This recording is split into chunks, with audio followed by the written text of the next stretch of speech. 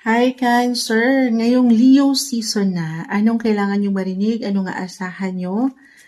Any guidance, Cancer energy, Cancer para sa'yo ngayong Leo season, anong ganap? Any guidance po. Psychic abilities. Okay. Asa Cancer, very intuitive kayo, hindi nyo pa man yan ma-realize. Lumalakas daw ang inyong mga intuition na maring pa psychic na raw ito. Aangat ng higit or maybe a reminder ito na huwag mong pagdududahan kung ano yung sinasabi rin ng iyong puso, ng iyong isipan, yung instinct ba.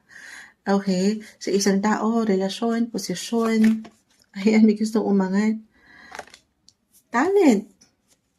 Ayun na, huwag mong pagdududahan din ng iyong abilidad. Ang iyong talento, anong talent mo, Cancer? Comment nyo nga yan. Comment nyo. Si Moonchild kasi walang talent as a Cancer myself. Pare-pareho tayong Cancer. Anong talent nyo? Sana all. I-showcase nyo na raw yan sa showtime. Huwag pagdududahan, huwag ipapangunahan. Minsan ang ating sarili ay higit na kalaban. Yes. So tayo ay general reading hindi kailangan yung pinakasalita na bumabagsak pagdating sa mga oracle cards, especially finding, grieving, and love. Yes. Okay, so para bang andito na lahat ng pakiramdam, ng emosyon. Every Leo season, Cancer, nag-highlight ang inyong mga second house. Ang lawak ni second house, this is about your worth, your wealth, your possessions, your income, money. Okay? Why not? Finding. Sa relasyon man or sa kaperahan ito. Ayan o, sumasang-ayon ang mga sitwasyon, patawarin. Again, every Leo season, second house of your worth. Yung halaga mo sa isang relasyon ba to? Lalo kung pakiramdam mo, hindi ka napapahalagahan at may iwanan ka nung pagdadalamhati lang. So, ayaw natin yun Minsan, kailangan yung maging bukas sa katotohanan, Cancer. I feel for some, kailangan marinig ito na in denial doon sa truth na baka iisa lang ang higit na umangat na enerhiya. This is for some of you couples in a relationship na nagiging malabo ang relasyon. Or meron ba kayong pinagdadaanan na in a way may lumisan, merong mga pagkakataon na parang hirap ibigang proteksyon or ipaglaban. Know your worth. Yun yung pinaka-advice na nakikita ko dito. Huwag kakalimutan din ang sarili. Why not divert your attention, yung focus nyo sa inyong mga talento, sa inyong abilidad, mapamaraan, trabaho, or sa inyong talent. Ayan na nga. I feel na hindi nagtatapos dito sa kalungkutang ito or pagdadalamhati nyo. Ano pa man ang pinagdadaanan nyo, Cancer, ang buhay. Alam nyo, note to self to kay Moonchild kung alam nyo lang.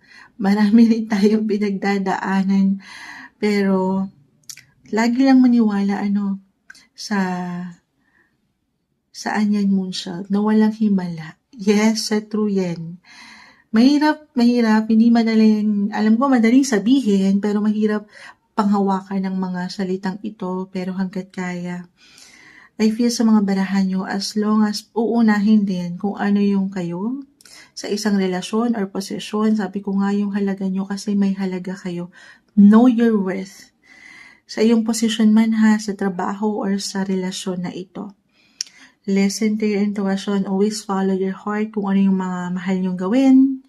Ayan, kasi yung energy ni Leo, every Leo season, again, this is about your trabaho rin kung saan ka kumikita, pwedeng kumita. And ang energy ni Leo, this is about your passion. Yung trabaho na parang hindi ka nagtatrabaho kasi mahal mo yung ginagawa mo.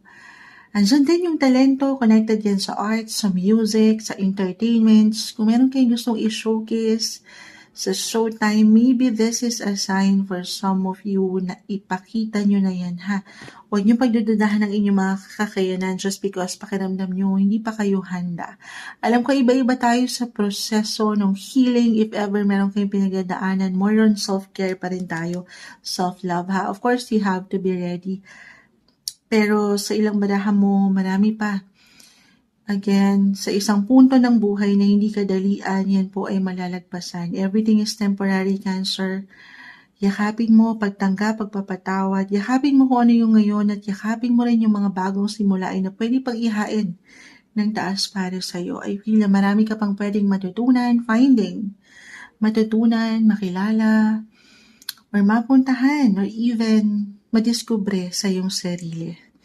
Cancer, every Leo season, anong kailangan niyong marinig? Any guidance?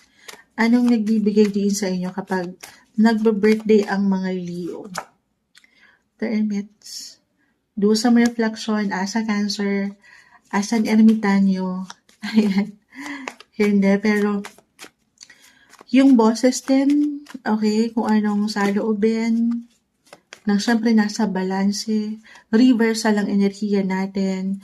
Isang indikasyon lang ito na hindi ka mag-isa sa laban ng buhay, hindi ka nagiging mag-isa kahit pa sa pagkakataon na pakiramdam mo mag-isa ka.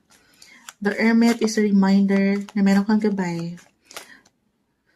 Kung hindi tayo magiging practical, it could be a mentor, a guide, a counselor, your parents, guardians, someone older or expert sa pinagdadaanan mo. Maging bukas ka kahit sa simpleng pagpapayo para mamulat ka din na alam mo na to eh. Pero minsan, sabi ko, wala tayong higit na kalaban kundi ang sariling isipan. Never doubt your intuition, Cancer. At pa tayo, every Leo season, the 8 of Earth, this is about your work. Again, second house dun po pumapasok ang yung kita. Yes, okay. I-claim ba natin yan, lalo kung itong trabaho nyo ay hindi lang kayo parang nagtatrabaho nga. Pero andito yung talent nyo, natural sa inyo, love nyo yung ginagawa nyo. Patuloy na nagbo-bloom. I-claim natin may magandang possibilities, opportunities when it comes to your money, work, money-making opportunities. May pag-increase ba? Pag-level up? Gaano man kalaki kaliit ito, sumasang-ayon ang ilang ingay. Pero as long as alam nyo sa inyong mga sarili na patuloy kayong nanlalaban sa buhay, wala kayong dapat na ikabahala. Focus lang kayo sa mga goals nyo. The Hermit, reversal yung energy kung aking i-apply. With 8 of Earth, sumaring merong someone sa trabaho, sabi ko, it could be a boss, pero tahimik lang siyang nakasilay sa'yo.